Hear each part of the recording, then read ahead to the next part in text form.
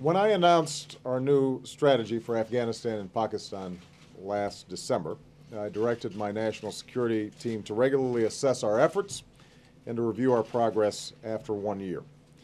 That's what we've done consistently over the course of the past 12 months, in weekly updates from the field, in monthly meetings with my national security team, and in my frequent consultations with our Afghan, Pakistani, and coalition partners. And that's what we've done as part of our annual review, which is now complete. I want to thank Secretary Clinton and Secretary Gates for their leadership. Since Joint Chief of Staff Chairman Admiral Mullen is in Afghanistan, I'm pleased that we're joined by Vice Chairman General Cartwright. Our efforts also reflect the dedication of Ambassador Richard Holbrooke, whose memory we honor and whose work will continue.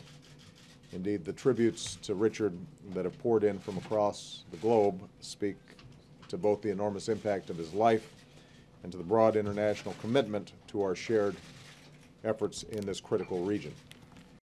I have spoken with President Karzai of Afghanistan as well as President Zardari of Pakistan and discussed our findings and the way forward.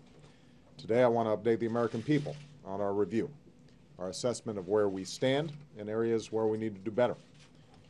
Now, I want to be clear. This continues to be a very difficult endeavor, but I can report that thanks to the extraordinary service of our troops and civilians on the ground, we are on track to achieve our goals. It's important to remember why we remain in Afghanistan. It was Afghanistan where al-Qaeda plotted the 9/11 attacks that murdered 3,000 innocent people. It is the tribal regions along the Afghan-Pakistan border from which terrorists have launched more attacks against our homeland and our allies. And if an even wider insurgency were to engulf Afghanistan, that would give al-Qaeda even more space to plan these attacks. And that's why, from the start, I've been very clear about our core goal. It's not to defeat every last threat to the security of Afghanistan, because ultimately it is Afghans who must secure their country. And it's not nation building, because it is Afghans who must build their nation. Rather, we are focused on disrupting, dismantling, and defeating al-Qaeda in Afghanistan and Pakistan, and preventing its capacity to threaten America and our allies in the future. In pursuit of our core goal, we are seeing significant progress. Today, al-Qaeda's senior leadership in the border region of Afghanistan and Pakistan is under more pressure than at any point since they fled Afghanistan 9 years ago. Senior leaders have been killed. It's harder for them to recruit, it's harder for them to travel, it's harder for them to train, it's harder for them to plot and launch attacks. In short, al-Qaeda is hunkered down. It will take time to ultimately defeat al-Qaeda, and it remains a ruthless and resilient enemy bent on attacking our country. But make no mistake, we are going to remain relentless in disrupting and dismantling that terrorist organization. In Afghanistan, we remain focused on the three areas of our strategy: our military effort to break the Taliban's momentum and train Afghan forces so they can take the lead, our civilian effort to promote effective governance and development, and regional cooperation, especially with Pakistan, because our strategy has to succeed on both sides of the border. Indeed, for the first time in years, we've put in place the strategy and the resources that our efforts in Afghanistan demand. And because we've ended our combat mission in Iraq and brought home nearly 100,000 of our troops from Iraq, we're in a better position to give our forces in Afghanistan the support and equipment they need to achieve their missions. And our drawdown in Iraq also means that today there are tens of thousands fewer Americans deployed in harm's way than when I took office. With those additional forces in Afghanistan, we are making considerable gains toward our military objectives. The additional military and civilian personnel that I ordered in Afghanistan are now in place, along with additional forces from our coalition, which has grown to 49 nations. Along with our Afghan partners, we've gone on the offensive, targeting the Taliban and its leaders and pushing them out of their strongholds.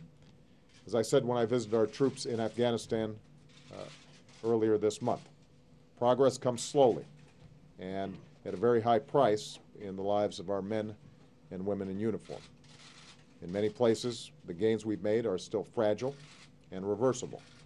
But there is no question we are clearing more areas from Taliban control, and more Afghans are reclaiming their communities. To ensure Afghans can take responsibility, we continue to focus on training.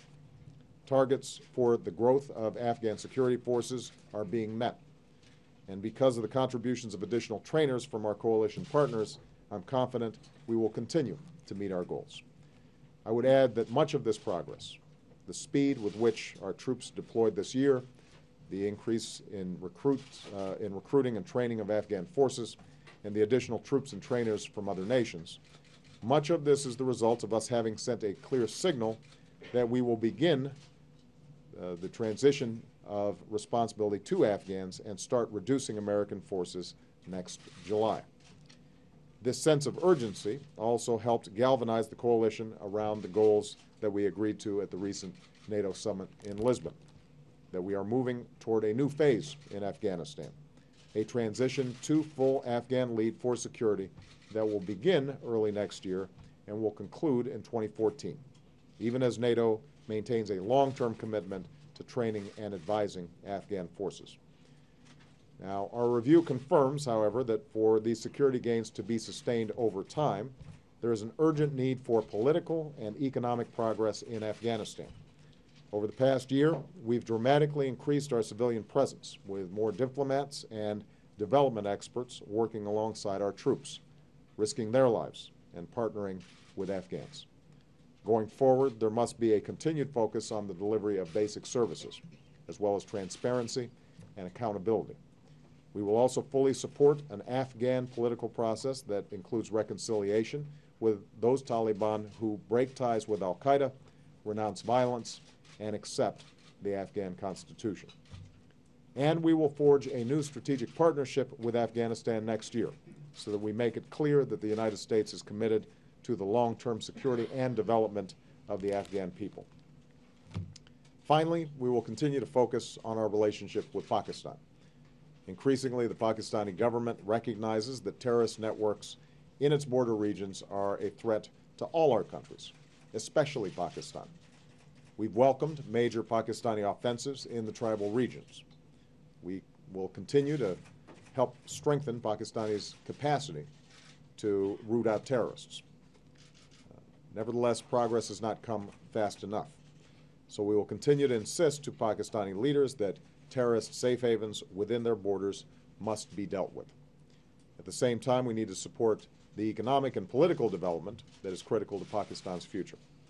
As part of our strategic dialogue with Pakistan, we will work to deepen trust and cooperation.